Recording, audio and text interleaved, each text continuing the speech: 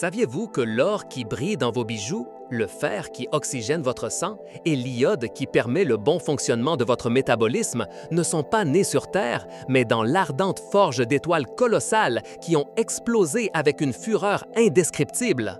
Ces éléments, cruciaux pour notre existence et pour la composition de tout ce qui nous entoure, sont l'héritage d'événements aussi violents que cosmiquement créatifs. Mais comment exactement une explosion stellaire peut-elle donner naissance à la richesse matérielle de notre univers? L'histoire des éléments lourds, ceux qui vont au-delà de l'hydrogène et de l'hélium dans le tableau périodique, est une saga cosmique de pression inimaginable, de températures extrêmes et d'effondrements catastrophiques. Aux origines de l'univers, il y a environ 13,8 milliards d'années, après le Big Bang, seuls existaient les éléments les plus légers, l'hydrogène à 75 %, l'hélium à 23 % et des traces minimes de lithium et de beryllium. Il n'y avait pas d'oxygène pour respirer, ni de carbone pour former la vie, ni de fer pour le noyau des planètes. La question fondamentale est donc de savoir comment et où se sont forgés les milliards de tonnes d'éléments plus lourds qui constituent aujourd'hui les planètes, les lunes, les astéroïdes et, bien sûr, nous-mêmes. Pour comprendre l'origine de ces briques cosmiques, nous devons voyager au cœur des étoiles, les fours nucléaires de l'univers. Pendant la majeure partie de sa vie, une étoile, comme notre propre Soleil, fusionne l'hydrogène en hélium dans son noyau par des processus comme la chaîne proton-proton ou le cycle carbone-azote-oxygène. Cette fusion nucléaire libère une immense quantité d'énergie, ce qui fait briller les étoiles. L'hélium, étant plus lourd, s'accumule au centre stellaire. Lorsque l'approvisionnement en hydrogène dans le noyau commence à s'épuiser, l'étoile se contracte et sa température augmente drastiquement.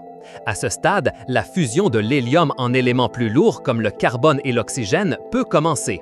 Ce processus est connu sous le nom de nucléosynthèse stellaire.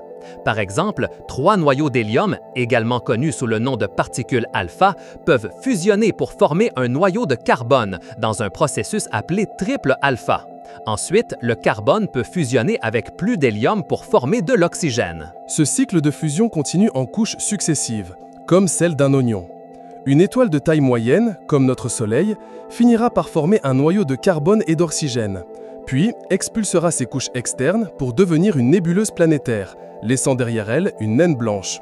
Cependant, des étoiles beaucoup plus massives, avec une masse d'au moins 8 à 10 fois la masse du Soleil, ont un destin beaucoup plus spectaculaire et violent, crucial pour la création d'éléments lourds.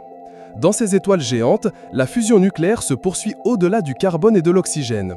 Les températures et les pressions dans leur noyau atteignent des niveaux si extraordinaires que des éléments de plus en plus lourds peuvent être forgés. L'oxygène fusionne pour créer du néon et du magnésium. Le néon fusionne pour produire de l'oxygène et du magnésium. Par la suite, le magnésium et l'oxygène fusionnent pour former du silicium. Enfin, le silicium fusionne pour produire du fer et du nickel. Ce processus est la culmination de la nucléosynthèse stellaire dans les étoiles massives, une danse cosmique qui crée des éléments avec jusqu'à 26 protons dans leur noyau, comme le fer. Le fer est le point d'inflexion dans la nucléosynthèse stellaire. Contrairement à tous les éléments précédents, la fusion du fer ne libère pas d'énergie, mais la consomme. Le noyau de fer ne peut pas se maintenir par des réactions thermonucléaires, car la fusion du fer est un processus endothermique. Lorsque l'étoile forme un noyau de fer inerpe qui ne peut plus générer d'énergie pour contrer l'immense force de sa propre gravité, le compte à rebours final et dramatique commence. Le noyau devient instable, s'effondrant sous son propre poids en quelques fractions de secondes. Imaginez une masse de fer de la taille de la Terre, mais avec une densité si extrême qu'une cuillère à café pèserait des milliards de tonnes, se contractant à une vitesse de 70 000 km par seconde. Cet effondrement catastrophique du noyau est ce qui déclenche l'une des explosions les plus énergétiques de l'univers, une supernova de type 2. À mesure que le noyau de fer se contracte, il atteint une densité si phénoménale que les électrons sont forcés de se combiner avec les protons pour former des neutrons et des neutrinos. La matière devient incroyablement dense, formant une proto-étoile à neutrons. L'effondrement s'arrête brusquement lorsque le noyau atteint la densité nucléaire où les neutrons se touchent ou même se chevauchent. À ce stade, la matière est si incompressible qu'elle rebondit, créant une onde de choc qui se propage vers l'extérieur à travers les couches externes de l'étoile qui sont encore en train de tomber. Cette onde de choc est le moteur de la supernova. À mesure que l'onde de choc traverse les couches stellaires, elle les chauffe à des températures de milliards de degrés Kelvin, plus chaudes que n'importe quel four terrestre. Mais le processus ne s'arrête pas là. En fait, l'onde de choc initiale stagne souvent. Cependant, une partie cruciale de l'explosion est la libération massive de neutrinos. Pendant l'effondrement du noyau, une quantité inimaginable de neutrinos, particules subatomiques presque sans masse, sont produits et s'échappent du noyau à des vitesses proches de celles de la lumière. Bien que les neutrinos interagissent très faiblement avec la matière, la quantité libérée est si vaste, de l'ordre de 10 puissance 58, que leur interaction collective avec les couches stellaires externes peut réactiver l'onde de choc stagnante, la poussant vers l'extérieur avec une énergie colossale. Cette énergie est celle qui propulse l'explosion de la supernova, lançant les couches externes de l'étoile dans l'espace interstellaire à des vitesses allant jusqu'à 30 000 km par seconde, c'est-à-dire 10% de la vitesse de la lumière. C'est dans cet environnement extrême de la supernova, pendant et juste après l'effondrement du noyau, que se forgent la plupart des éléments plus lourds que le fer, un processus connu sous le nom de nucléosynthèse explosive. Ici entrent en jeu deux mécanismes principaux de capture de neutrons, le processus S de capture lente et le processus R de capture rapide. Le processus S se produit dans des étoiles de moindre masse, comme les géantes rouges dans leur dernière phase, où les neutrons sont capturés par les noyaux atomiques à un rythme relativement lent. Cela permet au noyau résultant d'avoir le temps de se désintégrer radioactivement ou de se désintégrer bêta avant de capturer le neutron suivant. Le processus S produit des éléments jusqu'au bismuth, tels que le barium, le strontium et une partie du plomb. Cependant, la véritable forge des éléments les plus lourds et les plus exotiques, y compris de nombreux éléments radioactifs, se produit lors du processus R, le processus de capture rapide de neutrons. Ce processus nécessite un environnement avec une densité de neutrons extrêmement élevée, telle que celle que l'on trouve dans les explosions de supernovas de type 2 ou, comme l'ont confirmé de récentes découvertes, dans les fusions d'étoiles à neutrons. Dans ces conditions, les noyaux atomiques absorbent une grande quantité de neutrons dans une période de temps extrêmement courte, de quelques millisecondes à quelques secondes, avant qu'ils n'aient la possibilité de se désintégrer.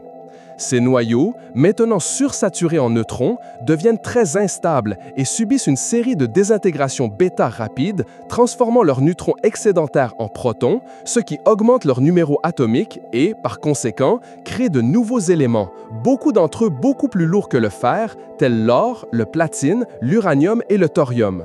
La détection de la supernova 1987A en 1987 a été un moment charnière dans notre compréhension de ces événements. Située dans le Grand Nuage de Magellan, à 168 000 années-lumière de la Terre, ce fut la supernova la plus proche de nous visible à l'œil nu depuis l'invention du télescope.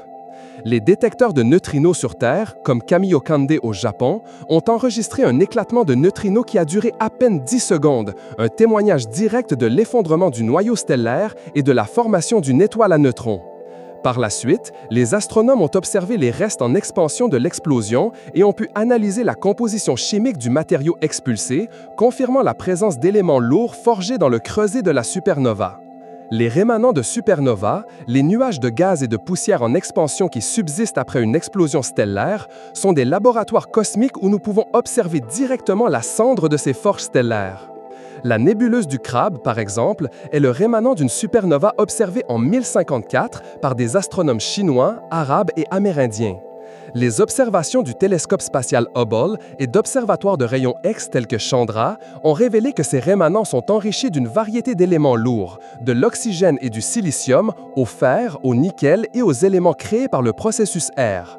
Ce matériau se disperse dans la galaxie, enrichissant le milieu interstellaire. Une autre preuve cruciale provient des grains présolaires trouvés dans les météorites. Ces minuscules grains, plus petits qu'un grain de sel, se sont formés avant la création de notre Soleil et de notre système solaire. Leur composition isotopique, le pourcentage de différents isotopes d'un même élément, est si particulière qu'elle ne peut s'expliquer par les processus survenus au sein de notre système solaire. En revanche, ces compositions correspondent exactement aux prédictions de la nucléosynthèse dans les étoiles mourantes et les supernovas. Par exemple, certains grains de carbure de silicium montrent des signatures isotopiques de xénon et de krypton qui sont des marques distinctives du processus S dans les étoiles géantes de la branche asymptotique, tandis que d'autres contiennent des traces d'éléments super lourds qui ne peuvent se former que dans l'environnement violent d'une supernova via le processus R. Ces grains sont, littéralement, des échantillons de poussière d'étoiles originelles, des messagers du cosmos qui portent en eux l'histoire de la création des éléments. L'importance des supernovas va au-delà de la simple création d'éléments. Elles sont les principaux distributeurs de cette matière enrichie à travers toute la galaxie.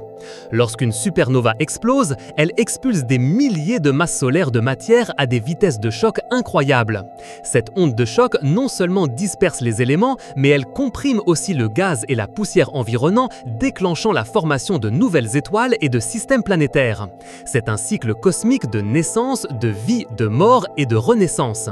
Les étoiles naissent de nuages de gaz, forgent des éléments en leur sein, meurent dans des explosions violentes et ce matériau enrichi est recyclé pour former la prochaine génération d'étoiles et de planètes. Dans un sens très réel, nous sommes des enfants des étoiles. Chaque atome de carbone dans notre corps, chaque molécule d'oxygène que nous respirons et chaque particule de fer dans notre sang a été forgé dans le four d'une étoile massive qui a péri en supernova il y a des milliards d'années. Récemment, une autre source importante pour la création des éléments les plus lourds, notamment l'or et le platine, a été découverte: la fusion de deux étoiles à neutrons. Une étoile à neutrons est le vestige ultra-dense du cœur d'une étoile massive qui a explosé en supernova, mais qui n'était pas suffisamment grande pour former un trou noir. Ces objets sont si denses qu'un morceau de sucre fait de leur matière pèserait 1 milliard de tonnes. Lorsque deux étoiles à neutrons dans un système binaire orbitent l'une autour de l'autre et finissent par entrer en collision, l'événement résultant est appelé kilonova. Cette collision crée des conditions encore plus extrêmes qu'une supernova, avec des densités de neutrons incroyablement élevées, l'environnement parfait pour le processus R. L'observation de l'événement JW 1717 août 17 en l'an 2017 a été la première détection d'ondes gravitationnelles provenant de la fusion d'étoiles à neutrons, confirmée par des observations en lumière électromagnétique sur tout le spectre. Cet événement, situé dans la galaxie NGC 4993, à 130 millions d'années-lumière de la Terre, a produit une lueur qui s'est rapidement estompée, une kilonova. Les analyses spectrales de la lumière de cet événement ont révélé la présence sans équivoque d'éléments lourds, confirmant que les fusions d'étoiles à neutrons sont une source principale pour la création d'or, de platine et d'autres éléments du processus R au-delà du fer. On estime que ce seul événement de kilonova a produit une masse d'or équivalente à plusieurs fois la masse de la Terre. C'est une révélation fascinante qui ajoute une autre couche de complexité et de beauté à l'histoire cosmique des éléments. Les éléments lourds sont les piliers de notre civilisation et de la vie elle-même. Le fer est fondamental dans la construction, dans l'industrie et dans notre propre biologie, étant le composant clé de l'hémoglobine qui transporte l'oxygène dans le sang. Le cuivre est essentiel pour la conductivité électrique et est massivement utilisé dans les câbles et les circuits électroniques. Le zinc est vital pour notre système immunitaire et dans les alliages métalliques. L'argent et l'or, en plus de leur valeur monétaire et ornementale, sont d'excellents conducteurs et sont utilisés dans les composants électroniques haut de gamme. Le platine est un catalyseur crucial dans l'industrie chimique et dans les convertisseurs catalytiques de véhicules. Les éléments des terres rares, comme le néodyme ou le dysprosium, sont indispensables dans la technologie moderne, des aimants de disques durs aux écrans de smartphones et aux moteurs électriques. L'uranium et le thorium sont des sources d'énergie nucléaire. Chacun de ces éléments a une histoire qui remonte aux étoiles qui ont explosé et aux kilonovas qui sont entrés en collision, des événements cosmiques qui ont forgé la matière dont nous sommes faits. Comprendre l'origine des éléments n'est pas seulement un exercice académique, c'est comprendre notre place dans l'univers. Nous sommes, en essence, de la poussière d'étoiles recyclées, une connexion tangible avec les événements les plus violents et les plus beaux du cosmos. La prochaine fois que vous regarderez le ciel nocturne, pensez que les étoiles ne font pas que briller, elles créent aussi l'avenir des éléments, semant les graines de nouvelles étoiles, de planètes et peut-être de vie. Pour continuer à explorer les mystères de l'univers et en découvrir davantage sur la façon dont le cosmos nous façonne, nous vous invitons à vous abonner à la chaîne Explorando, à laisser votre j'aime sur cette vidéo, à la partager avec vos amis et à nous dire dans les commentaires quels autres secrets cosmiques vous aimeriez que nous démêlions.